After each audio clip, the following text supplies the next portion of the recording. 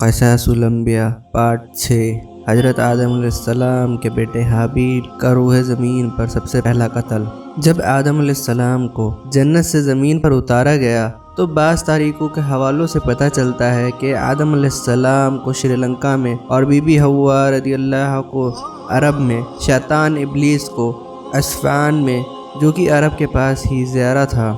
श्रीलंका में एक बहुत बड़ा इंसानी कदमों का निशान है। किताबों में लिखा है कि शायद वो निशान आदम अलैहिस्सलाम के कदमों का है।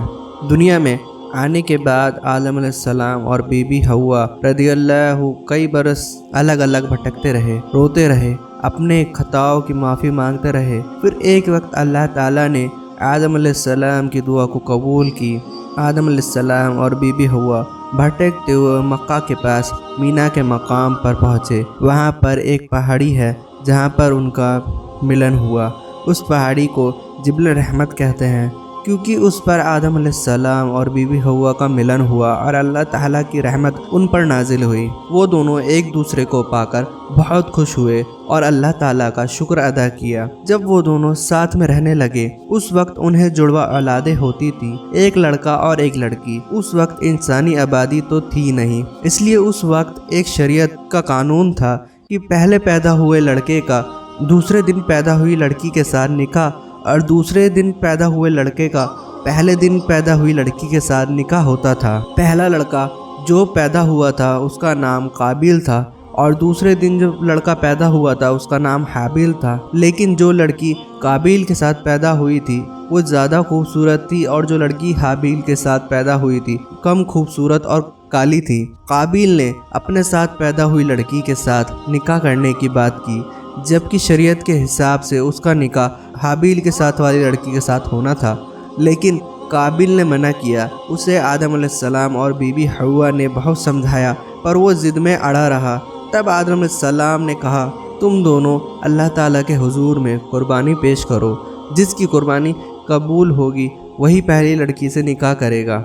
जैसा कि तौरात से मालूम होता है उस ज़माने में कुर्बानी कबूल होने का यह इल्हाम तरीका था कि नज़र व कुर्बानी की चीज़ बुलंदी जगह पर रख दी जाती और आसमान से आग ज़ाहिर होकर उसको जला देती थी। इस कानून के मुताबिक हाबिल ने अपने रेवाड़ में से एक बेहतरीन दुम्बा अल्लाह की कुर्बानी में पेश किया और काबिल ने अपनी खेती के गल्ले में से और रद्दी किस्म का गल्ला कुर्बानी के लिए पेश किया। दोनों की अच्छी व बुरी नीयत का अंदाज़ा इस अमलों से हो गया, इसलिए दस्तूर के मुताबिक आग ने आकर हाबिल की कुर्बानी को जला दिया और इस तरह कुर्बानी कबूल होने का सर्फ उसके हिस्से में आया। काबिल अपनी इस तौहीन को किसी तरह बर्दाश्त न कर सका और उसने गैज़ो गज़ब में आकर हाबिल से कहा कि मैं तुझे कत्ल किए बिना ना छोड़ूंगा ताकि तू अपनी मुराद को ना पहुंच सके। काबिल को भड़काने में शैतान का पूरा हाथ था। हाबिल ने जवाब दिया, मैं किसी तरह तुझ पर हाथ न उठाऊंगा, बाकी तेरी मर्जी जो आए वह कर। रहा कुर्बानी का मामला सो अल्लाह के यहाँ नेक नियत की कुर्बानी कबूल हो सकती है, वहाँ बंद नियत की न धमकी काम आ सकती है और न बेवजह गम व गुस्सा। और इस तरह काबिल ने गुस्से से ज्यादा भड़क कर हाबिल को मार डाला।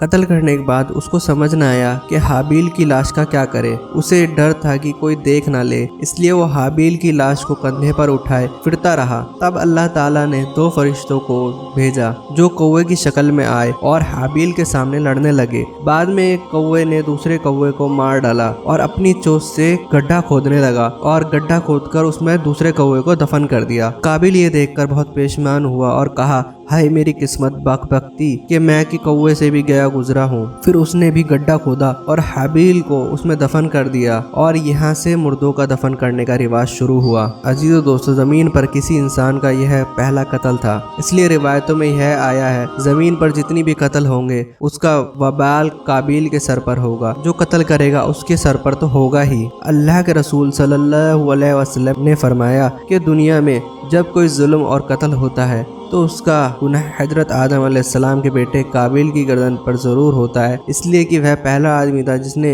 जालिमाना कत्ल की शुरुआत की और यह नापाक सुन्नत जारी की। हजरत आदम अलैहिस्सलाम के इन दोनों बेटों का जिक्र सूरह माइदा में किया गया है।